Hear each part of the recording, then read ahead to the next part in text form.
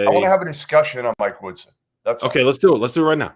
Let's do it right now. Well, let's tell these Indiana fans that we're doing it because I want them to actually hear what my thoughts are on Mike Woodson. And I know it doesn't matter. They've already got their thoughts on this thing. I'll let you start. I'll let you start with Mike Woodson and your thoughts on the hire. I don't think it was the best hire that they could have made. I think that with some of the other options that had said no, I don't know where they could have gone that necessarily would have been better with someone that would have said yes. I understand their desire to try to keep it in the family. And I think that with the rebuilding job they have in front of them, I made this point before, that there is value in having someone that's already a part of the Indiana family where the fan base might be a little bit more willing to give them some time to develop it. I think that bringing in Thad Matta in theory is a very savvy move to try to help Mike Woodson readjust to being back in a college climate because he hasn't been there for however many years. It's like 40 years or whatever.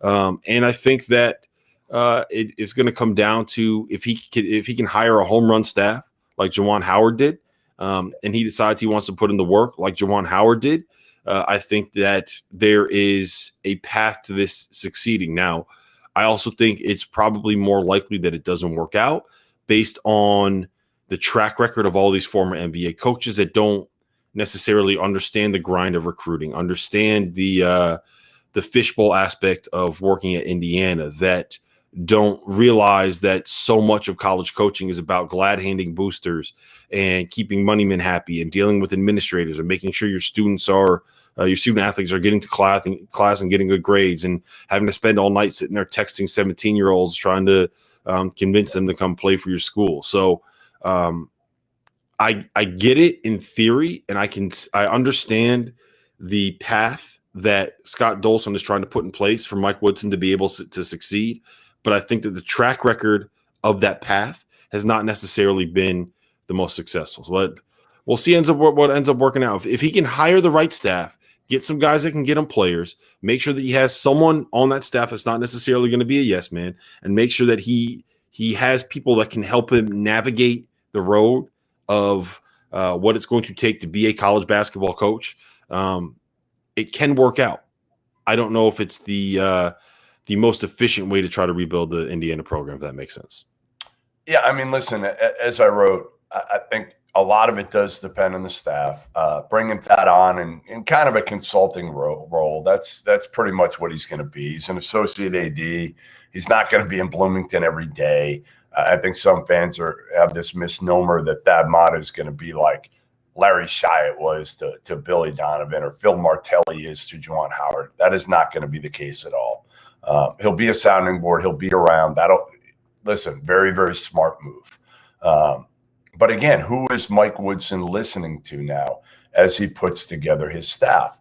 That's going to be incredibly important. When Juwan Howard took over the job at Michigan, I do think Juwan Howard, his success has fueled some ADs being able to justify hiring, an NBA guy, an alum. Mm-hmm. But frankly, it hasn't been overly successful. Clyde Drexler, it failed miserably. Chris Mullen, it failed miserably. Patrick Ewing, it failed until the Big East tournament. It really hadn't been going in the right direction. So I think, ultimately on this one, you're talking about a 63-year-old compared to Juwan Howard, who is in his mid-40s. You're talking about a guy who has no brand name in Mike Woodson compared to a guy in Juwan Howard who played for the Fab Five, played with LeBron James, was recently in the NBA, has a presence, has a name. Kid in the state of Indiana, honestly, 95, 99% of them had no idea who Mike Woodson was until yesterday, or maybe until the interview process started a couple weeks ago and they started hearing Mike Woodson's name. I talked to a couple NBA people yesterday, and the breakdown of Mike Woodson is great guy, and I'm rooting for him. I want Indiana to be relevant. I'd love to be wrong in this case, like I was Juwan Howard. I have no problem saying I was wrong with Juwan Howard. I was wrong with Archie Miller. But I wasn't alone with Archie Miller. Trust me. Everybody thought Archie Miller was going to be successful at Indiana. So to me, again, Mike Woodson, high character, low energy was a word I heard a lot. And a guy that was an average coach in the NBA. You know, he did it with Atlanta for a few years. He had a good year with the Knicks. But ultimately, the people I talked to said, hey, if you put together the top 20 coaches in the NBA over the last decade, Mike Woodson's probably not going to be on this list. You know, the thing with Indiana fans is obviously they want it to work. There's hope right now. Whoever it is, right? Like whoever they hired, you stick by him if you're an Indiana fan and you're rooting like hell for him to succeed. But I think there's a vast majority of the fan base that is weary of this hire, Rob. Yeah. I think that, yeah, I mean, you're right. For most of the stuff, you're right. And it's going to come down to whether or not he hires a staff around him that can make it work. And it's going to come down to whether or not this is something where he's like, hey, you know, it would be cool. I'm going to go coach my alma mater, as opposed to being like, I want to be a college basketball coach at the University of Indiana. No, I think he actually, Rob, I had heard that his people poked around at other jobs in college, that this wasn't the only one, that he wanted to be a head coach. And again, when you're watching some of these other guys, Juwan Howard, you're saying to yourself, all right, if I can't be a head coach in the NBA, let me try this out in college. But they don't understand the work involved. Like you said, being on the phone all day. This Indiana program isn't up here right now. It's down here. In order to make it up, you've got to work harder than everybody else. And is Mike Woodson, is he locked into doing that and saying, I'm going to be on the phone all day, every day? Now, I don't know if Juwan Howard is on the phone all day, every day, but the advantage Juwan Howard had also was he had two kids playing AAU basketball. He already knew the landscape. He had been in the gyms. And again, he took over a program that already had Xavier Simpson and John Teskey, two seniors. He took over a program that had Isaiah Livers and Eli Brooks coming off the bench. They won early. Franz Wagner. He didn't recruit right. from He recruited him. Absolutely. He got Franz Wagner. And he got lucky because you and I probably could have gotten him, right? Like it didn't matter who was coaching because his brother played for Beeline. That was a gift wrapped for him. So I think ultimately, once you start out, it's almost similar to the Nate Oates deal at Alabama, right? If he goes in there and fails miserably for 2 years, he's done. He's got no shot whatsoever. But he goes in there as a guy who doesn't know Alabama, and he inherits enough talent, and he wins. So people forget that he was an outsider, that he had no relationships, and his staff, other than Petway as an assistant coach, had no connection to the area. You know, you got to win quickly.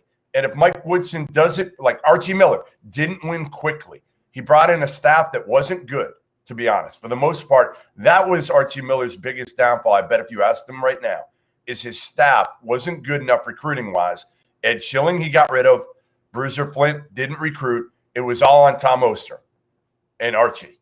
And Archie Miller wasn't a feel-good type guy. Like, he's not a touchy-feely guy who's going to be able to connect with a ton of people.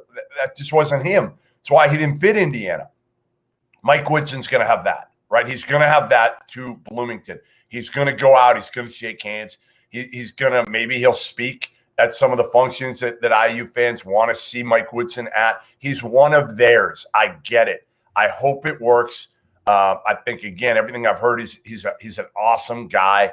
I just have reservations because of they don't understand the grind that goes with going from the NBA to college basketball. Yeah, it's not going to be easy. But like you said, I do hope it works out for them because overall, college basketball is better when Indiana is relevant. So yeah, Indiana, Georgetown, St. John's, all these jobs that hired alums. I don't know. I mean, again, listen. Now, I'll tell you this. Okay, I'll give you an example here. Arizona, where I went to school, might end up having a coaching change at some point here soon. It might be a week. It might be a month. It might be a year. I'm not one that says, like, you've got to hire somebody from the Lute Olson regime. No. Like, go out and get a dude. Get a guy who's already proven if you can. If you strike out, and I give Scott Dolson a ton of credit here. He did the right thing. He went after Brad Stevens. He looked at Chris Holtman. To me, he looked at other guys too. I'm sure he looked at other guys and reached out to their agents, and it came back to, okay, you know what? We're not going to get a dude. We're not going to get one of those top 5 guys. So you know what? Now we're talking about Porter Moser or Mike Woodson. We don't love Porter Moser or guys like that, so we're gonna go with one of our own. I'm fine with how Scott Dolson approached this thing. I just want to see who handpicks Mike Woodson's staff for him. If he's listening to the right people here, he's got a chance. Like Isaiah Thomas. All right, so do this. If your Mike Woodson just hired you as his advisor to put together a staff, make the staff for him that you would hire. I would hire one of Mike Lewis or Dane Fife. Probably not both, although they get along great. So if you hired them both, it wouldn't be the worst thing in the world. You could hire both those guys. And then instead of going with an NBA guy, I would probably hire – you have Thad. That helps. I still might hire a veteran former coach, a guy who's been – I mean, Dane, the good thing is Dane was a head coach, but it was many, many moons ago. I might hire a veteran head coach, maybe even a guy who's been a head coach like in the NBA. I don't even know if you need it.